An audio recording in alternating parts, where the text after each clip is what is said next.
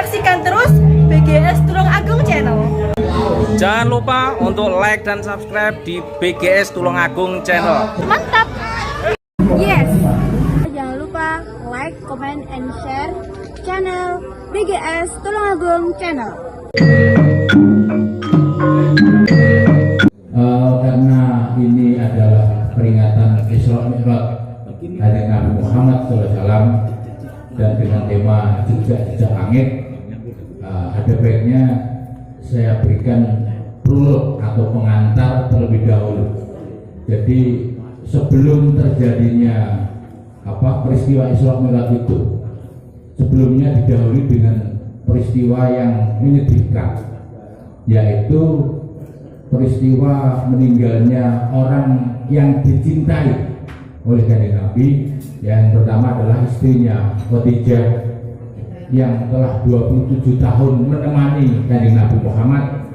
Jadi peristiwa meninggalnya Ibu Khadijah itu sebagai istri monogami. Jadi orang kalau poligami itu ya boleh, tapi Kanjeng Nabi itu monogaminya itu 27 tahun. Nah, yang kedua adalah meninggalnya sang paman, yaitu Abu Thalib, orang yang melindungi Nabi di Mekah. Jadi suasana pada saat itu Abu Thalib itu sebagai pelindung Kanjeng Nabi, walaupun ini ada dua pendapat. Abu Thalib itu sebenarnya sudah Islam ataukah belum? Ini ada dua pendapat. Secara ringkas ada dua pendapat. Ada yang mengatakan tidak atau belum bersyahadat, tetapi ada yang berpendapat juga ini tidak usah dibantah. Ada pendapat bahwa diam-diam sebenarnya Abu Thalib itu juga mengimani Kanjeng Nabi, hanya saja tidak dikeluarkan. Ini hanya pendapat. Yang jelas peran dari Abu Thalib itu melindungi Kanjeng Nabi ketika di Makkah dari kaum kafir jahiliyah saat itu. Nah, dua orang ini, yang pertama Ibu Khadijah dan paman Abu Thalib itu telah meninggal dunia, maka ini adalah merupakan kesedihan yang dialami oleh Kanjeng Nabi. Maka kemudian Allah memberikan hiburan. Hiburannya berupa peristiwa Isra Mi'raj tadi. Nah, tadi sudah disampaikan oleh Bu Laras bacaan dari surat Al-Isra ayat 1 yang intinya adalah Maha Suci Allah yang telah memperjalankan hambanya, maksudnya Nabi Muhammad, dari Masjidil Haram ke Masjidil Aqsa, yang sekelilingnya itu kami berkahi, agar kami tunjukkan tanda-tanda kebesaran Allah. Sesungguhnya Allah Maha melihat lagi Maha mendengar. Nah, dari ayat ini kita bisa memetik beberapa poin. Yang pertama adalah karena ini peristiwa besar. Bagaimana tidak besar? Perjalanan dari Masjidil Haram ke Masjidil Aqsa itu jaraknya 1.500 km. Itu ditempuh hanya beberapa jam saja di malam hari. Tetapi subjek dari ayat itu tadi, Maha Suci Allah yang telah memperjalankan hambanya. Ini subjeknya Allah kan gitu. Jadi kalau ada misalnya ada lalat yang kemudian nempel di tubuh kita atau baju kita, kemudian kita naik pesawat dari Surabaya ke Jakarta, bukan kemudian lalatnya itu hebat, lalat tadi nempel di baju kita dari Surabaya naik pesawat, kemudian sampai Jakarta hanya 1 jam. Ini bukan lalatnya yang hebat. Demikian halnya dengan peristiwa Isra Mi'raj tadi, itu subjeknya adalah Allah, karena Maha Suci Allah, karena ini mengagungkan Allah. Jadi Maha Suci Allah yang telah memperjalankan hambanya. Jadi subjeknya adalah Allah dari kalimat ini, yang telah memperjalankan hambanya yaitu Nabi Muhammad dari Masjidil Haram di Mekah. Mekah itu di Arab Saudi, kemudian ke Masjidil Aqsa itu di Yerusalem, Palestina. Jaraknya 1.500 kilo. Kalau dari Surabaya ke Jakarta itu berapa kilo Pak? 600 ya. 600 itu ini berarti kalau 1.500 berarti kan 2 kali lipat lebih kan? 2 kali lipat lebih. Nah, itu hanya dilakukan hitungan jam saja pada malam hari. Maka tadi itu ayatnya Allah yang telah memperjalankan hambanya pada malam hari. Nah, kalau dihitung perjalanan pada saat itu membutuhkan waktu. Artinya perjalanan saat itu dengan menggunakan kendaraan onta itu membutuhkan waktu 40 hari dari Mekah ke Yerusalem, dari 40 hari. Nah, ini hanya hitungan jam saja pada malam hari. Nah, ini makanya ini peristiwa besar, bukan hanya peristiwa rasional, bukan peristiwa rasional dan bukan pula peristiwa irasional, tetapi ini adalah peristiwa transrasional kalau istilah Mas Tafan. Transrasional. Nah, dari Masjidil Haram ke Masjidil Aqsa yang sekelilingnya kami berkahi, Pak. Jadi ini patut menjadi pelajaran kita. Kok Allah berfirman bahwa di antara dari Masjidil Haram di Mekah ke Masjidil Aqsa di Yerusalem Palestina itu diberkahi. Maka diberkahi itu maka identik dengan namanya barokah. Daerah atau negara barokah ini identik dengan, maka tidak mengherankan kalau di Masjidil Haram di Mekah sana dan di Masjidil Aqsa di Baitul Maqdis di Yerusalem itu disebut tanah suci kan gitu.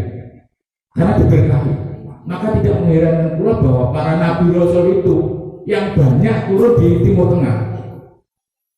Loh, kok Timur Tengah? Apakah ini berarti Allah tidak adil? Kok menurunkan para nabi rasul itu yang banyak artinya bukan semuanya di sana. Yang banyak diturunkan di Timur Tengah. Mohon saya pendapat salah satu ya. Kira-kira mengapa kok banyak diturunkan di daerah Timur Tengah itu, kira-kira kenapa? Para rasul nabi itu kebanyakan, bukan semuanya.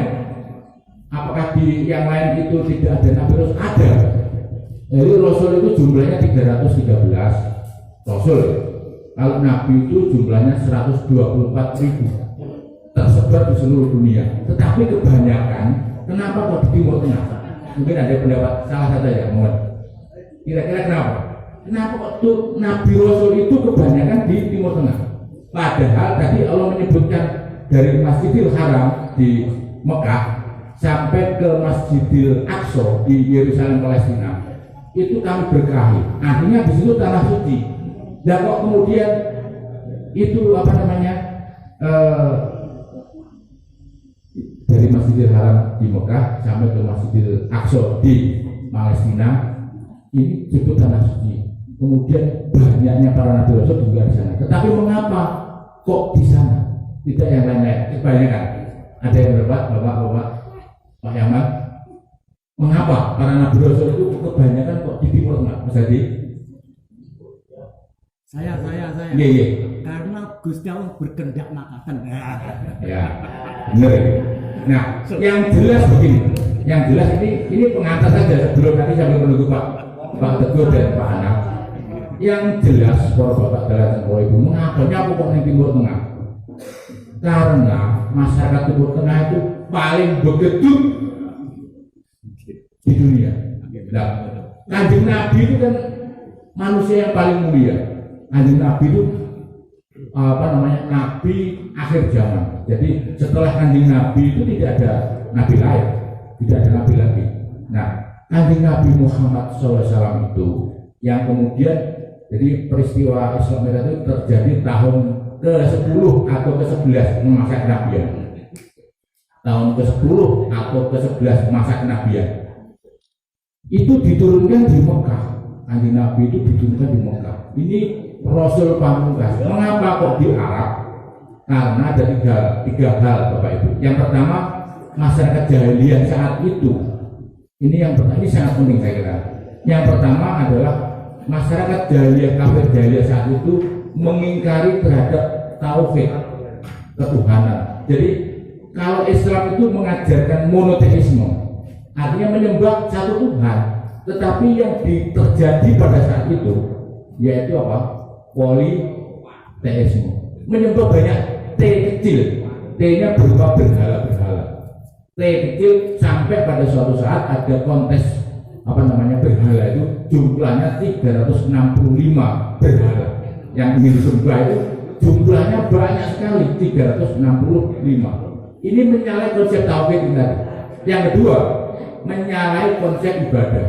Mohon maaf para bapak ibu, pada saat itu masyarakat kafir jahiliyah di seputaran Ka'bah itu adalah sebenarnya warisan dari Nabi Ibrahim, tetapi sempat digunakan oleh para kaum kafir Quraisy, yaitu untuk menurut mereka beribadah mengelilingi Ka'bah, laki-laki perempuan dalam keadaan maaf telanjang bulan.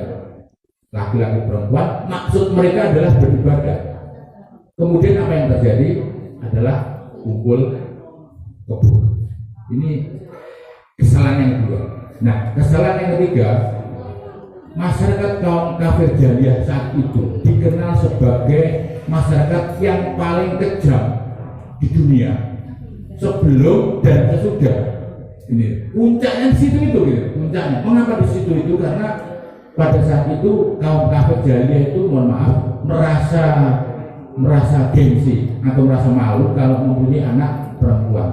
Maka anak-anak perempuan mereka itu ditimbun hidup-hidup. Ini peristiwa ini. Jadi anak-anak perempuan itu, bayi-bayi perempuan itu ketika dibuatkan liang lahat kemudian ditimbun di keadaan hidup-hidup, tentu ini lebih kejam dibanding ketika di zaman Raja Fir'aun, zaman Nabi Musa, dan di Raja Namrud di zaman Nabi Ibrahim, ketika menyembelih bayi-bayi laki-laki. Bayi-bayi laki-laki sembelih mati. Tapi kalau bayi-bayi perempuan ditimbun hidup-hidup, ini lebih kejam.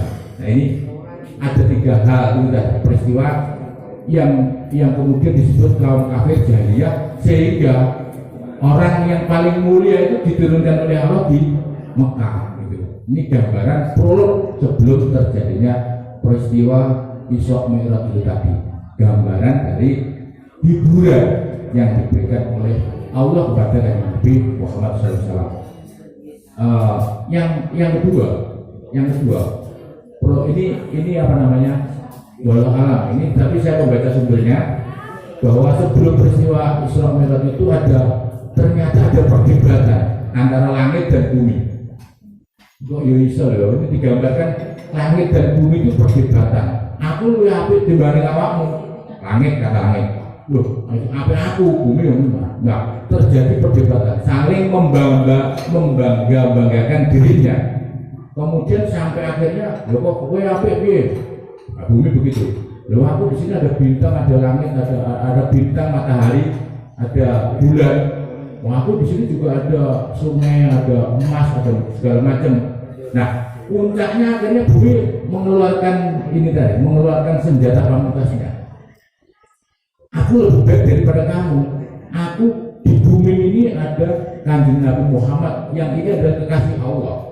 Langit letek kalah, udah kalau gitu aku mengaku kalah. Maka setelah itu langit kemudian memohon kepada Allah, ya kalau gitu mohon ini dibawa ke langit gitu. Kanjeng Nabi Muhammad tadi, kemudian peristiwa Isra Mi'raj tadi. Jadi Isra itu adalah perjalanan Kanjeng Nabi dari Masjidil Haram di Mekah Ka'bah, kemudian ke Masjidil Aqsa. Nah, kemudian Mi'raj itu perjalanan dari Masjidil Aqsa ke langit ketujuh, yaitu Sidratul Muntaha, yang kemudian dari pertemuan dari Kanjeng Nabi dengan Allah tadi itu tujuannya apa? Yaitu untuk mendapatkan perintah sholat 5 waktu. Mengapa sholat 5 waktu diperintahkan langsung oleh Allah kepada Kanjeng Nabi? Berarti menunjukkan bahwa sholat itu sangat penting. Usah ngomong segala macam monggo, tapi ini adalah peristiwa Isra Mi'raj itu tentang perintah sholat. Nah, pada saat itu konon Kanjeng Nabi itu berusia 51 tahun. Ada yang 50 atau 51 tahun. Ini suatu pendapat saja. Maka tahunnya 621 atau 622 itu ini tahun ke-10 masa kenabian atau masa ke-11 masa kenabian. Ini suatu pendapat. Tetapi bahwa perintah sholat itu disampaikan oleh Allah secara langsung berbeda dengan perintah-perintah ibadah lainnya. perintah ibadah lain itu apa? Misalkan apa puasa, zakat dan sebagainya, apa haji, ini langsung. Kalau yang lain melalui perantaraan malaikat. Gambaran, kalau gitu sholat itu sangat penting. Ya kita di buktinya di surat Mi'raj itu disebutkan di dalam surat Al-Isra ayat 1 itu. Nah, ada sedikit yang sebelum ke Mas Tafa nanti, ada sedikit yang yang menggelitik kami bahwa Allah itu menyebutkan 2 masjid di dalam Al-Quran, yaitu Masjidil Haram. Tadi itu di surat itu Masjidil Haram yang Ka'bah itu loh. Ka'bah itu Masjidil Haram. Dan kemudian yang kedua Masjidil Aqsa. Tadi kan Allah agar kami perlihatkan tanda-tanda kekuasaan kami, kata Allah begitu. Nah, tujuannya apa? Agar dilihat oleh manusia. Kok ini tanda-tanda itu artinya apa? Tanda-tanda itu artinya ayat yang harus kita baca. Ayat itu mohon maaf ada 3. Yang pertama adalah ayat tertulis, yaitu Al-Quran, Injil, Taurat, Zabur itu tertulis. Kemudian ada ayat alam. Ayat alam itu ada 3 sebenarnya. Ayat alam itu ada 3. Yang pertama yang orang menyebut ayat kauniyah. Kalau kitab suci tadi tertulis dari kauniyah. Kauniyah itu ada 3. Yang pertama ya ayat ini yang tergelar, ada langit, ada gunung, ada sungai, ada sawah. Ini ayat. Alam ini, burung, semuanya itu ayat. Nah, yang kedua adalah membaca tokoh sejarah. Tokoh sejarah itu contohnya Fir'aun itu ayat gitu. Tokoh sejarah di Indonesia sebagaimana yang disebutkan Bung Bung Karno itu ayat yang harus kita baca. Kalau sekarang Pak Jokowi itu ayat harus kita baca karena tokoh sejarah. Nah, yang ketiga adalah peristiwa sejarah itu sendiri. Jadi ada 3. Yang pertama alam itu sendiri, ada langit, gunung, bumi. Yang kedua adalah tokoh yang besar kita baca. Yang ketiga adalah peristiwa sejarah. Itu kita baca sebagai ayat alam. Nah, yang menggelitik, yang harus kita ketahui dari ayat tadi itu ada 2 masjid yang disebutkan di dalam Al-Quran tadi itu. Ini ada 2 kontradiktif yang sangat luar biasa, diakui atau tidak sangat luar biasa. Yaitu yang pertama Masjidil Haram itu Ka'bah. Ka'bah di Arab itu kan identik dengan kemakmuran, kejayaan. Orang haji kalau ke Arab itu Pak Yaman baru saja umroh itu berapa pundi-pundi uang yang diterima oleh pemerintah Arab. Maka ini identik dengan kemakmuran, dengan kesenangan. Orang umroh berangkat sudah menggunakan uang, pulangnya tanpa yakinnya, soalnya ini memberikan hadiah dan makan pada tamu-tamu. Mereka senang-senang, tidak apa-apa, syukur. Jadi kemakmuran, kejayaan, kesenangan, kemudian kekayaan. Nah, tetapi Masjidil Aqsa yang di Yerusalem Palestina itu kondisinya identik dengan kesengsaraan, dengan suka duka, dengan kesusahan, kesedihan dan sebagainya. Jadi ada 2 masjid yang disebutkan di dalam Al-Quran, yang satu identik dengan kemewahan, kejayaan, kemakmuran dan sebagainya. Yang satunya Masjidil Aqsa, orang masih sholat enak, dulu ditempel mati, kesedihan. Jadi ini di Yerusalem Palestina ada 2 peristiwa itu. Nah, maka ini disebut ayat tadi itu, ayat yang perlu kita baca. Ada Masjidil Haram dan Masjidil Aqsa. Itu tadi pengantar, sambil ini nunggu Pak Teguh dalam perjalanan.